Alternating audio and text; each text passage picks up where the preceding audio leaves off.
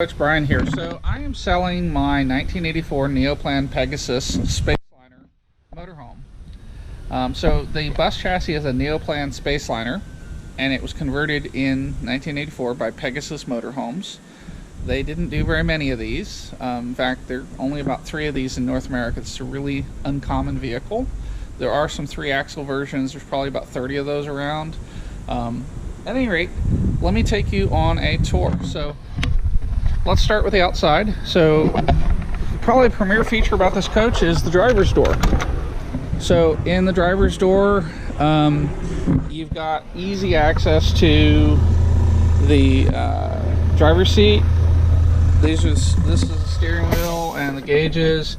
Current mileage is 72,275. And you've got great visibility here. There is a passenger seat. I have it folded down. It's easier to climb over it. This is a little generator control box. It should mount there, but I took it off because I want to integrate it in. I wanted to integrate it into here at one point. I have an auxiliary air input to keep my air suspension and my system up at all times. Over the space of about 12 hours, this air suspension will leak down. There is, let's see if I can do this out. There it is. The main electrical is back here, and it's all fuses, so you very rarely need to get to it. And that's some kind of a little bookcase, and in here is more little storage. This area is supposed to be a driver's bunk. It's about 6 feet long, 2 by 2, 2.5 by 2, I don't know. So under here is the steering wheel shaft, and then this is ventilation ductwork. Under here is just empty space. I had at one point thought about relocating the water tank to here because there's just not a whole lot that can be done with this, and it's over the center or over the front axle. So this is the heater in the front. I've never been able to get it to produce heat. I think the heater core is clogged. I don't know. It's not a big issue. I live in Texas. So there is a second air conditioner that was added here. It doesn't seem to work. Never has. Not a big deal.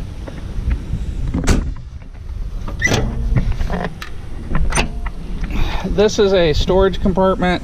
There is the little air conditioner that I mentioned, and there's some wiring that needs to come out as part of the conversion.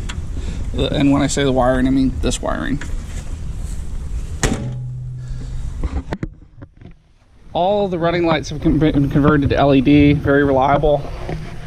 I do have a couple issues with a couple of these plastic handles that have broken. I think I actually pulled that one out because one of these little clips is broken down in there.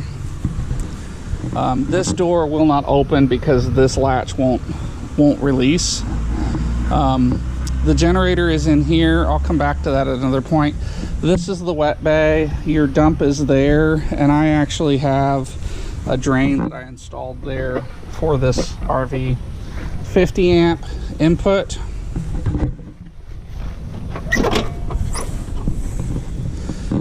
The batteries are here. These were replaced in September. You can pull these pins, and then these trays slide out to get to it for watering. There is an on-off switch. I don't honestly know what it does. There's also a 24 to 12 volt step-down transformer and a couple of battery maintainers that I sometimes use. And there's a little bit more electrical stuff back here. I think that's an alternator regulator. I don't know. But this, oh, and this is a battery isolator. It was hooked up like this when I got it, and I don't think this isolator works. And then I keep a little can of grease back here for my hitch. If you had a key, which is like a square shaft, you could open this, but I've never tried. There is a transmission cooler, which is right here that I'm pointing at. And you've got the radiator and the engine. I'll open this and come back to it again at another point.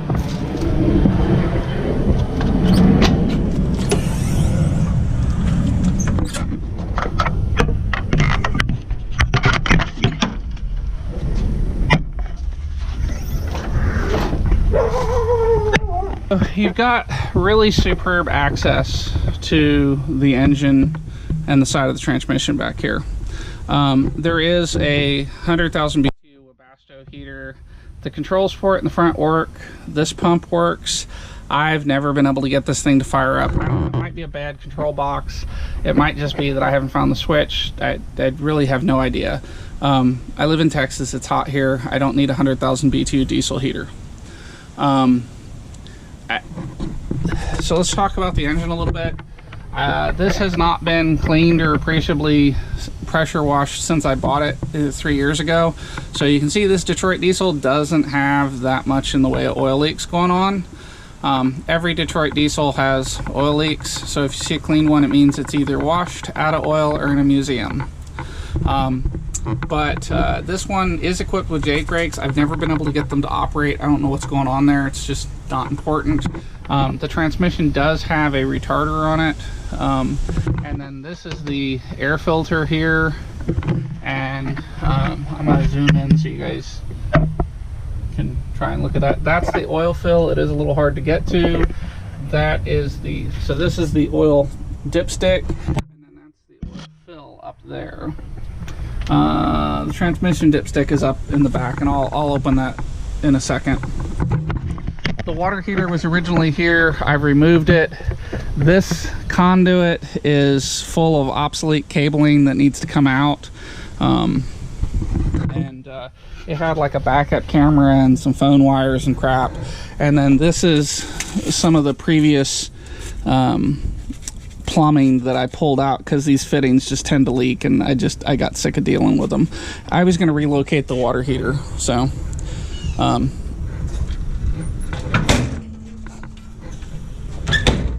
on the outside here, at some point somebody scraped up against something, and these rattle when the engine is idling, and you've got a little bit of paint damage here, and you've got another little scrape here. Not really significant if you ask me. Go ahead and open this. It's a little bit heavy and a little bit tight, and it just sits up there. These are the fuel filters. They were changed in September, along with the oil filters, and the oil and the coolant system was the coolant was partially drained and replaced. The fan bearings here went out after 35 years. Not a terribly unreasonable thing to have happen. So to get this fan hub out, you have to open the cooling system and take this shroud off. No big deal. I had a mechanic in Mobile, Alabama take care of it for me. R&S Diesel. They did a fantastic job. It comes with a few of these belts. There's like 6 or 7 of them in a box that come with it. There is an aftermarket air compressor, air conditioning compressor. I've never tried to get that to work. So I do want to go ahead and just start it. So it has a box back here, rear control, and then start, and I'm going to point the camera at the let's see.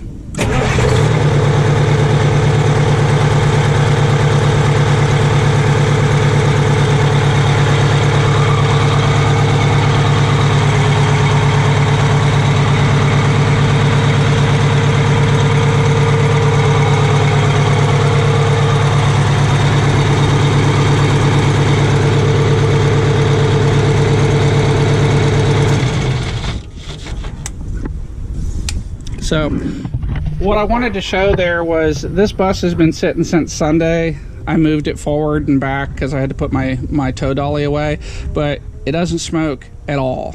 The engine is in fantastic condition, and it doesn't hesitate at all to start, and it sounds fantastic. And you know, that's how every Detroit diesel should sound. This one only has 72,000 miles on it, so it is in absolutely fantastic condition. It's just broken in.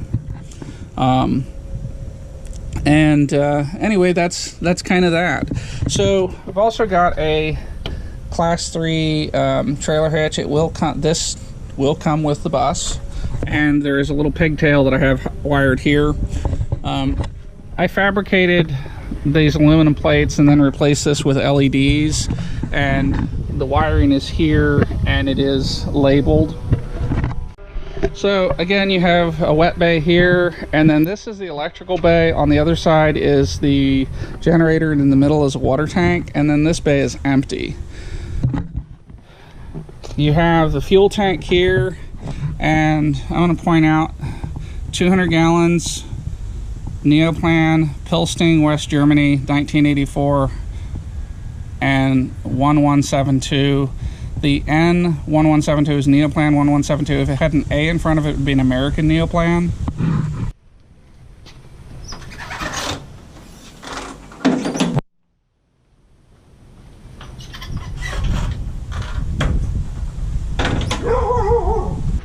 Okay, so this is one of the handles is broken. There's probably one that's out because the door, a clip broke on the inside, and then this one, and then there's one on the generator side that's on its last legs. So you just take a pair of needle nose and you can grab the actuator and pull it and it'll open.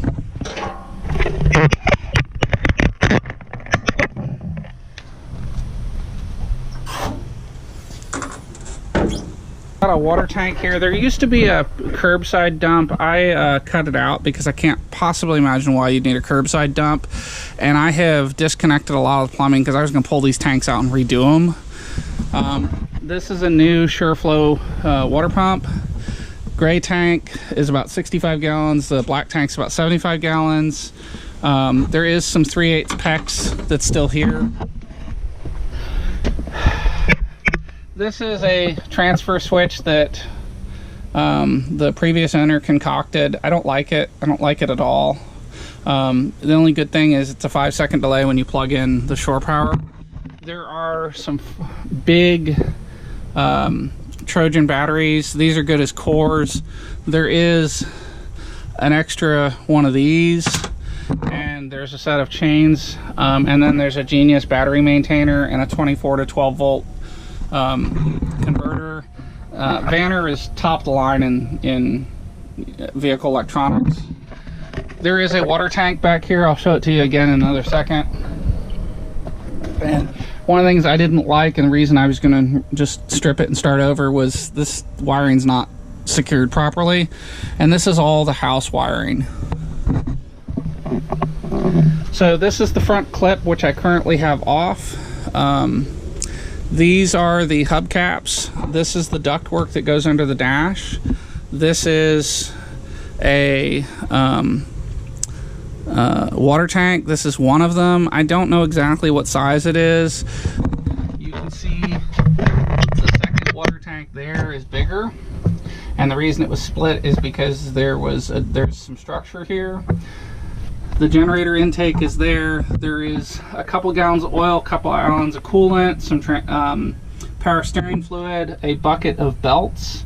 This is the belt that's in the back. These are all brand new, never been used. And then some miscellaneous little parts.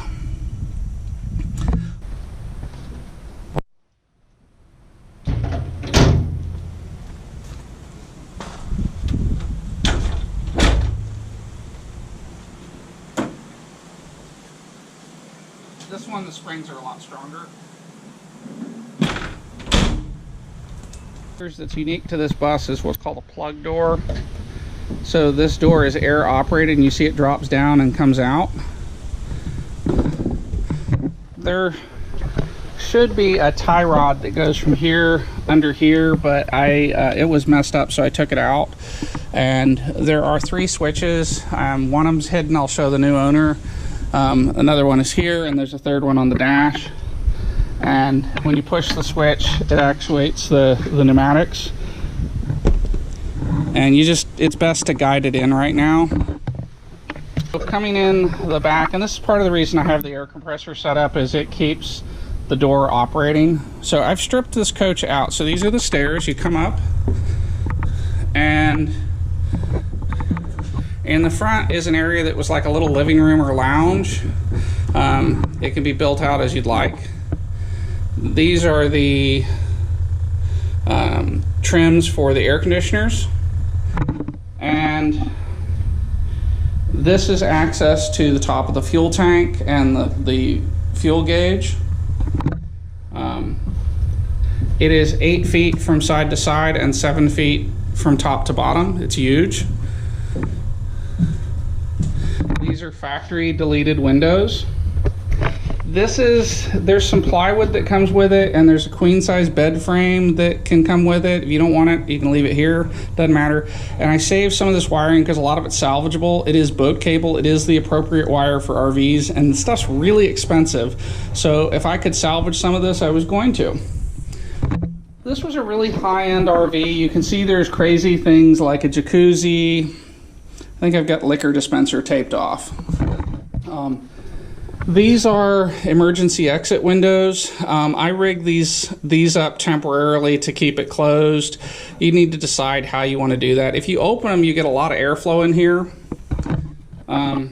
The rear view camera is there and it does need to be replaced. Whatever it is obsolete and from the 1980s, and there's just so many options available for 30 or 40 bucks. There are a couple of supplementary heaters that can be put in the bus under cabinets or seats. And that will draw off engine heat or the Webasto. So let's talk about water leaks. So there is evidence that there's a water leak up here. It's either the seal for the air conditioner or the seal for the emergency exit hatch that the air conditioner is mounted to. I don't know which one it was. I was going to take the air conditioner off and figure it out and fix it. And depending on which way the bus was slanted, caused some water to run down. There's a little bit of rust. Honestly, it's just not a big deal. Every old vehicle has some rust, and this is really just not that big of a deal. Treat it with some rust converter and be done. The vehicle has some kind of a sealant coat on the inside of it. I don't know what it is. These are really solid. It's very, very solidly built. This appears to be factory foam insulation. The reason I say that is that this area here is sealed, but it has foam in it. And the reason I know it has foam in it is where they cut a hole for a refrigerator vent. There's foam in there, and there's no way that Pegasus could have gotten this apart and put foam in there. So this has a drip when it rains really heavy. It's back on this side. So the simplest solution is just to unscrew these dozen screws or so, take this off, clean it out, put new sealant in, and put it back together. They used a lot of silicone, and silicone is a gasket, not a sealant. 3M 5200 is a much better sealant, or 4200.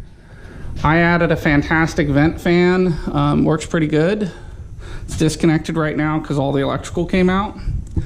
I was going to take all this white foam out and replace it with a foil-faced foam that would give me a little bit of radiant barrier to push heat out of the bus.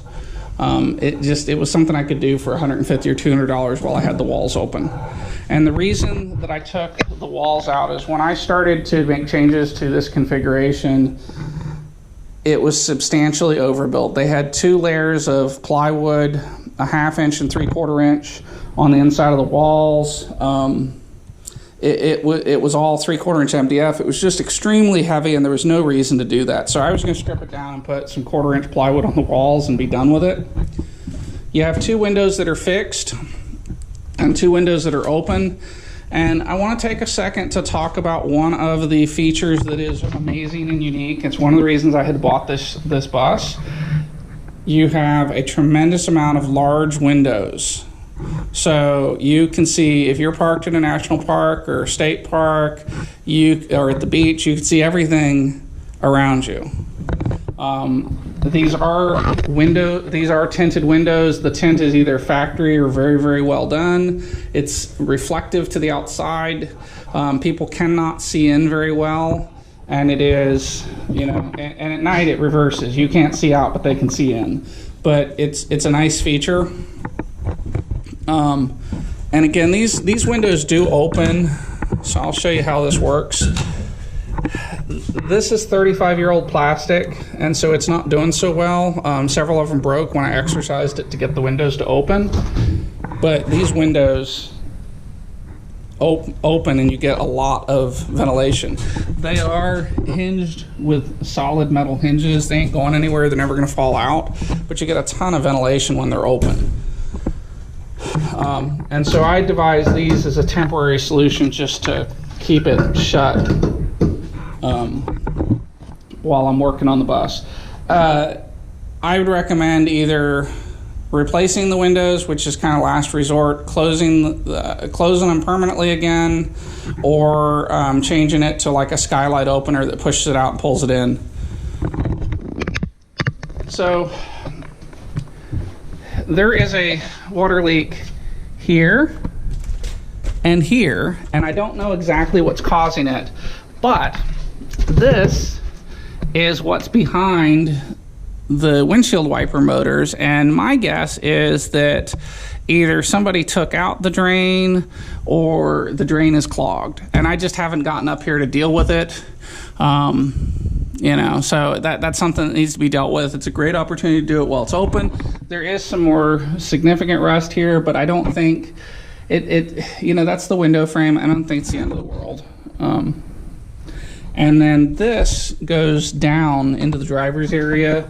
One of the other folks who owns one of these just took this whole section out and has it stop here and it's open.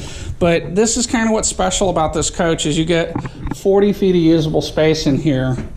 And so for somebody that's tall, this is just phenomenal. I mean, this is a ton of space. I did leave the furring strips because a lot of these are salvageable. And the floor has some space. It's been cut a couple times. This is where, let's see, you can see here it says hot tub, so it really did have a hot tub in here. And, you know, that's kind of the long and the short of it. Oh, these access hatches need to be preserved. If you ever have to replace an airbag, it's these hatches. And there's another couple hatches there that go to various wiring assemblies, and there's another couple hatches there that are engine and alternator access. So I would recommend whatever you do back here for a bed, you make it removable without a whole lot of effort so you can get to stuff.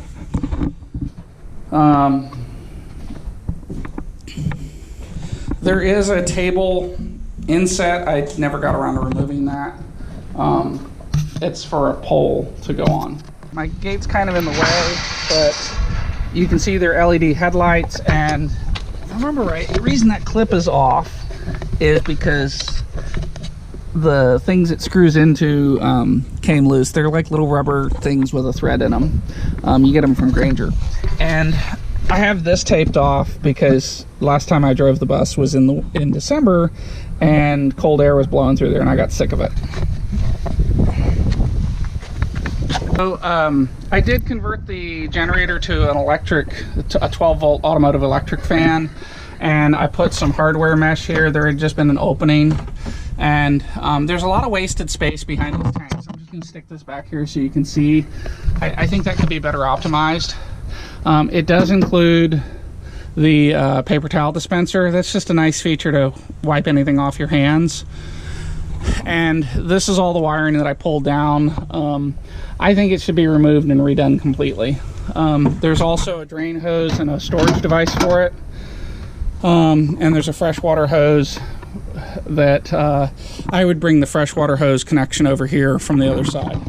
So I want you guys to see how this door opens. It's not the end of the world, it's a little difficult. So you first start at the top and you bring the top out, and then you have to, from this side, this is on its last one, you just pull it and twist it open. So the generator is sitting on a piece of plywood, and the plywood is deformed a little bit, so at some point it would be ideal to pull this out and remount it. The radiator sits in the bay in front, and then the water pump goes here, but it went bad. I'd recommend either convert it to 12 volt electric or just get another water pump from Myanmar. And then the generator itself is here, and you've got a disconnect, and you know, this was missing when I got here, but there's a switch that lets you control it from here or the cab, and then it has a dedicated battery here because it's 12 volt and the coach is 24 volt. I personally, if I was going to keep this coach, I would move this to here, and I would mount it on a slide out, or I'd mount it just in this section here. And the reason is behind this tank is an access hatch to get back to the top of the drive axle, and I think that needs to be available and accessible. All the weight in these 3 bays rides between the axles, so I don't think it's a big deal as to what goes in what bay. And I would just try to optimize my bays for storage, and I'd get my generator mounted in such a way that I could get to the important things. And I might remote mount my radiator somewhere else in the back. So that's just my thoughts. Of course, whoever buys this is welcome to do it the way they want. If you found that repairing this water pump was not in your interest, or you wanted to downsize the generator, buy a light tower and take the generator out of it. That's the cheapest solution.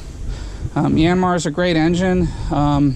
This one smokes a little bit. It's 35 years old, but it does run, and it runs well. I don't have an easy way to start it, and it doesn't have a cooling pump right now, so I wouldn't want to start it.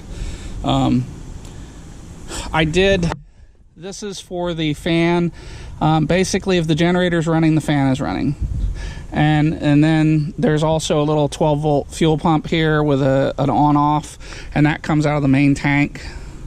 I'm sitting in the driver's seat, and if you push the key in, then that's the start button. It starts just that easy. You can see that, you know, the temperature is cold. I really haven't been running the bus other than starting it back there to show you guys. Oil pressure is good at 30 psi. Air pressure is at 80 because there's a little air compressor. Fast idle, not fast idle. This has probably got a loose gauge. The RPM gauge isn't functioning. So that's supposed to be the holding tank gauge, and that is the fuel gauge. I don't completely trust that fuel gauge. I don't trust any fuel gauge in a bus. This is front and rear air pressure, and then you have your safety release and your parking brake, and then you have a push shift transmission. This is kind of unique. I've never seen anything like this. So that would be drive, 3, 2, first gear, neutral, reverse. I mean, the parking brake's engaged, it ain't going nowhere. But that's kind of the long and the short of it, and that's the cockpit light. It only works when the outside lights are on, so you can see here, and it's been converted to LED, so never have to mess with it again. Baggage lights, upstairs windshield wipers. Honestly, I don't know what that one does. I think that's Jake brakes, but I really don't know. I don't know what that one does. Hazards, they do work, and I replaced these lights in here with LEDs. That's about the long and the short of it. So thanks for watching. I hope you found this interesting, and good luck, and thanks for looking at my listing.